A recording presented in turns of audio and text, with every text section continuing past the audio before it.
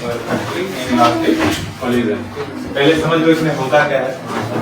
अगर perfectly inelastic collision होगा तो उसमें दो ऑब्जेक्ट आपस में चिपक जाते हैं। पहला शर्त एकदम क्लियर हुआ।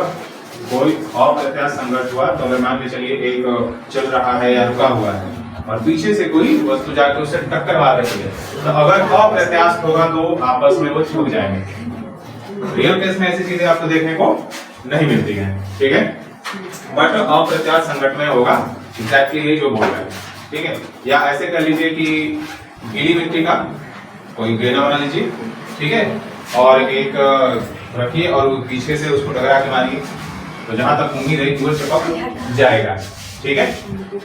तो परफेक्टली इनइलास्टिक कोलिजन में पहला शर्त क्या है कि जब भी वो टक्कर होगा आपस में चिपक जाएंगे, ठीक है। तो यहाँ पे इमेज बना लो थोड़ा सा।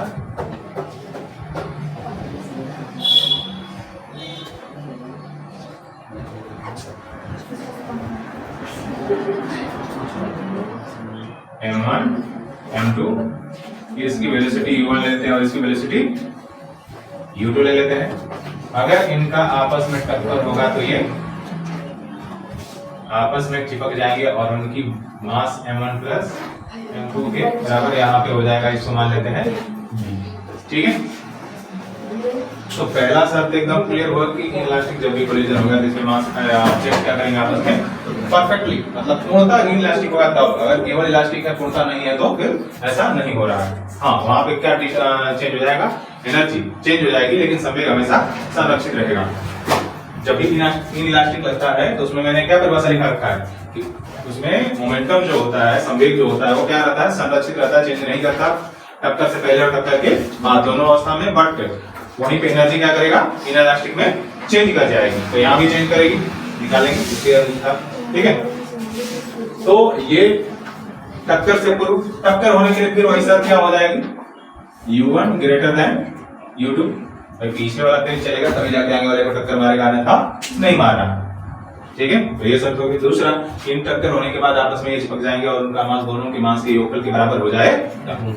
कितनी बात क्लियर हुई, थोड़ा लिख लीजिए उसमें नीचे। हमारा कि M1 तथा M2 द्रव्यमान के दो पिंड हैं जिनके वेग क्रमशः u1 तथा u2 है। ये टक्कर से पूर्व की बात है। शर्त ये है कि u1 ग्रेटर देन u2 है तथा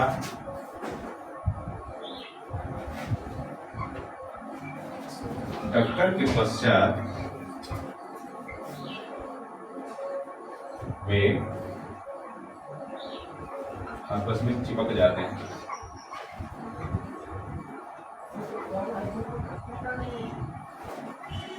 तो चिपक जाते हैं तो मास कितना हो जाएगा, m1 प्लस m2। तो इनइलास्टिक में क्या मैंने बताया अभी कि संवेग संरक्षित रहता है बट ऊर्जा चेंज कर जाती है। तो संवेग संरक्षण के सिद्धांत से संवेग संरक्षण के, देखो यहाँ पे थोड़ा सा सिद्धांत से, तो बताओ जरा फॉर्मूला क्या होता है संवेग संरक्षण सिद्धांत का।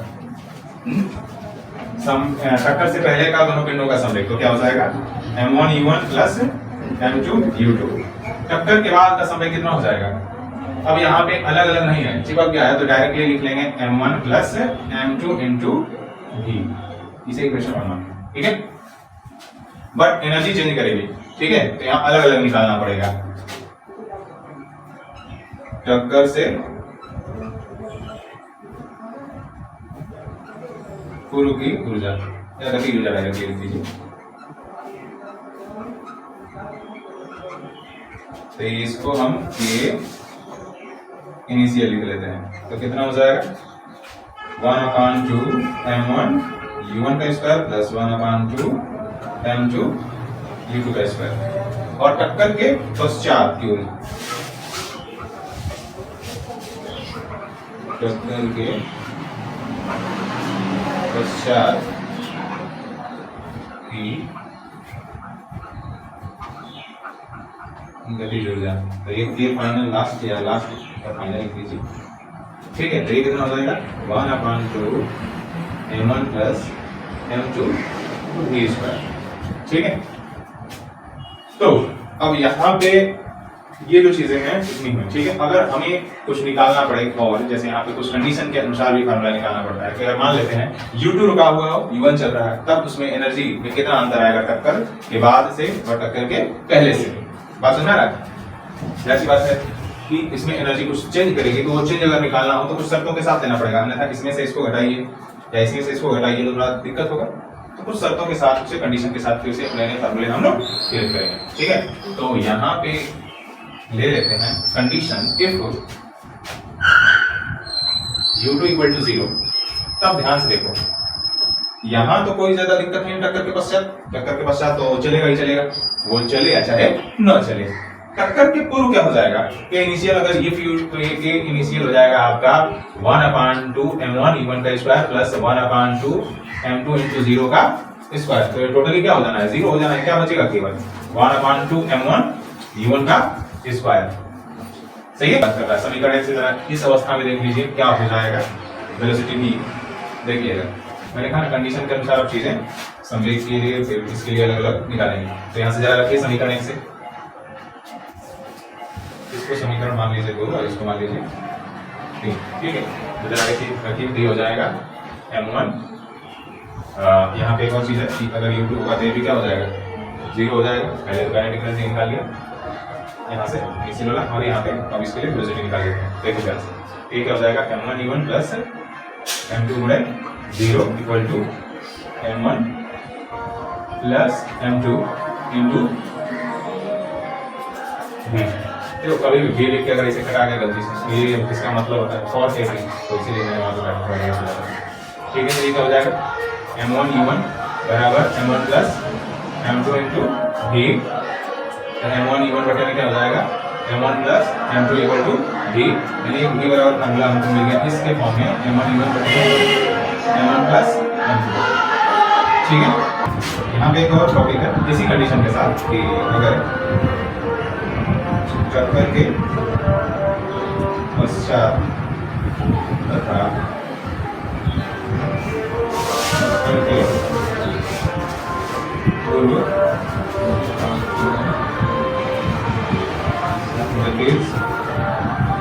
भुजाओं का अनुपात क्या होगा, तो ये फाइनल बटे में के इनिशियल। तो ये अब यहाँ पे ये फाइनल जो है उसको रखिए 1/2 m1 plus m2 into v square बटे में इस कंडीशन के साथ के इनिशियल हमने कितना निकाल रखा है 1/2 m1 E1 स्क्वायर, ये इसे कट जाएगा। ठीक है, मैं इधर लिख रहा हूँ। ठीक है, अब देखो हमारे पास क्या क्या बचा है, तो ये फाइनल बटे में के इनिशियल, यहाँ पे देखो v स्क्वायर है और एक v का मान मैंने यहाँ निकाल रखा है, ये वाला v टोटल वैल्यू यहाँ पे इनपुट कर दूं। ठीक है, देखना क्या हो जाएगा, ये हो जाएगा आपका m1 प्लस m2 बटे में m1 U1 का स्क्वायर मल्टीप्लाई बाई कहाँ गया, ये हो जाएगा आपका m1 U1 बटे में m1 प्लस m2 का होल स्क्वायर। ठीक है, अब देखना ध्यान से क्या क्या कट जाएगा। के फाइनल बटे में के इनिशियल, तो ये तो जस्ट 10 m1 प्लस m2 बटे में m1 U1 का स्क्वायर, ये हो जाएगा m1 का स्क्वायर इंटू U1 का स्क्वायर बटे में m1 प्लस m2 का होल स्क्वायर। ये होल स्क्वायर इससे कट गया, u स्क्वायर टोटल कट गया, एक m इससे कट गया, क्या बचा है ये फाइनल बटा में ये इनिशियल। तो यहाँ बचा केवल m1 बटा में m1 प्लस m2। ठीक है, अब जाहिर सी बात है इसको अगर हम ध्यान दें तो कभी भी m1 लेस देन होगा m1 प्लस m2 से। ठीक है, यानी नीचे वाला बड़ा है, ऊपर वाला छोटा है। अगर क्रॉस मल्टीप्लाई करेंगे तो बड़े वाले ये नीचे वाला यानी बड़ा इसके साथ गुणा करना पड़ रहा है और इस छोटे वाले को इसके साथ गुणा करना पड़ रहा है। बराबर करने के लिए। बात समझ रहा है? अगर एग्जांपल करके दिखा देता हूं, m1 प्लस m2, इसको लिखना नहीं है, k final equal to m1 के इनिशियल। अब देखो ये वाला टर्म बड़ा है, ये वाला छोटा है, अगर इसको बराबर करना है तो इस बड़े वाले को इससे गुणा करना पड़ा है, इस छोटे वाले को इससे गुणा करना पड़ा है। तो इसका मतलब कि इसमें कौन बड़ा है? k इनिशियल बड़ा है ग्रेटर देन k फाइनल से। अगर k इनिशियल ग्रेटर देन नहीं होता तो कम से गुणा करने पर इसके बैलेंस में नहीं आता। ये बात पकड़ है कि नहीं आई? नहीं आई। यहाँ पे 2 3 लेते हैं, 3 बड़ा है 2 से।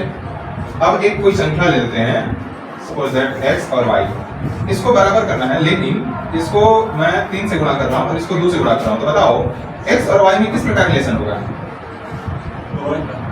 ठीक है, x y में किस प्रकार का रिलेशन होगा? अब यहाँ पे x को मैं 2 मान लूं और y को मैं 3 मान लूं, तो 2 3 6, 2 3 6। बात समझ आया? तो यहाँ पे x क्या हो गया? लेस देन हो गया। बात पकड़ गई? तो सेम टू सेम अगर ये वाला इससे, ये बड़ा है इससे या ये छोटा है इससे, तो इसका ठीक अपोजिट होगा यहाँ पे। बात पकड़ आ गई? तो यहाँ पे एक कंडीशन बन रहा है भाई, ये क्या बताने की कोशिश कर रहा है, चूंकि m1 plus m2 greater than m1, then k initial is greater than k final। अब ध्यान से समझो, यहाँ पे जब अप्रत्याश छोटा अप्रत्याश संघटन जब मैं पढ़ा रहा था तो मैंने क्या समझाया था? इसमें ऊर्जा की हानि होती है। ऊर्जा की हानि हो रही है कि नहीं हो रही है? प्रारंभ में अधिक था, टक्कर के बाद कुछ कम हो गया। ग्रेटर देन है ना, अगर इक्वल होता, अगर कम नहीं होता तो क्या होता? इक्वल होता। यहाँ प्रारंभ में ज्यादा है, लास्ट में कुछ कम हो गया है। अब हम निकाल, इतनी बात समझ आ गई? तो अब हम निकालेंगे कि कितनी कम हुई है ऊर्जा हानि। गतिज ऊर्जा में ह्रास या हानि। तो डेल्टा के, याद है ना, जब भी अंतर निकालना होता है तो क्या करते हैं? डेल्टा के। तो बताओ कम ऊर्जा में से ज्यादा ऊर्जा को घटाना है कि अधिक ऊर्जा में से कम ऊर्जा को घटाना है? अधिक ऊर्जा में से कम ऊर्जा। अधिक ऊर्जा कौन है? टक्कर से पहले की, और कम ऊर्जा कब होगी? टक्कर के बाद की। तो ये हो जाएगा formula k initial minus k final. तो k इनिशियल की वैल्यू आपने उधर निकाल रखी है वहां पे, ये वाला, ठीक है?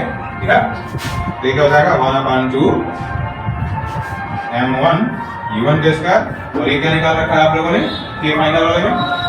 ये यहाँ पे है, ठीक है? 1/2 m1 plus m2 base square. फिर वही कंडीशन, ठीक है? बेस स्क्वायर का मान रख के यहाँ पे कुछ निकाल लेंगे हम लोग, तो लंबा चौड़ा होता जाने वाला है थोड़ा सा। 1/2 m1 u1 का square minus 1/2 m1 plus m2, अभी स्क्वायर का वैल्यू रख लीजिए, m1 u1 बटे में m1 प्लस m2 का होल स्क्वायर, ठीक है? तो यहाँ से क्या निकल जाएगा?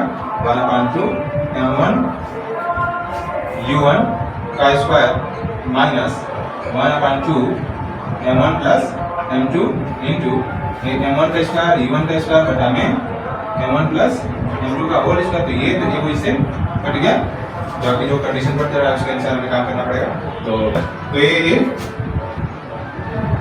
डेल्टा के बराबर यहाँ क्या बच गया? 1/2 m1 u1 का स्क्वायर माइनस 1/2 m1 का स्क्वायर u1 का स्क्वायर बटे में m1 प्लस m2, ठीक है? ये हो गया डेल्टा के बराबर। ध्यान से देखना, a12 हम कॉमन क्या कर रहे हैं? m1 u1 का स्क्वायर। तो जब यहाँ कॉमन कर लेंगे तो यहाँ पे हमारे पास क्या बचेगा? केवल 1 बचेगा। यहाँ पे क्या बचेगा? यहाँ पे a को ऊपर बच जाएगा m1, क्योंकि एक को हमने निकाल रखा है, और फिर बटे में क्या बच जाएगा? m1 प्लस m2, ठीक है? ठीक है, ये हो जाएगा डेल्टा के बराबर 1/2 m1 u1 का स्क्वायर। ध्यान से, तो ये लसा ले लो, m1 plus m2 minus m1 बटा में m1 प्लस m2, ठीक है? ये इससे खत्म। तो इसका डायरेक्टली अब गुणा कर देते हैं इसमें, तो ये हो जाएगा 1/2। ध्यान से देखना, क्या बचा है यहाँ पे? m2, और यहाँ क्या है? m1 इंटू m2 बटे में m1 प्लस m2, यहाँ जो u1 बचा है इसका होल स्क्वायर, ठीक है? यहाँ तक पूछा है किसी को? ठीक है।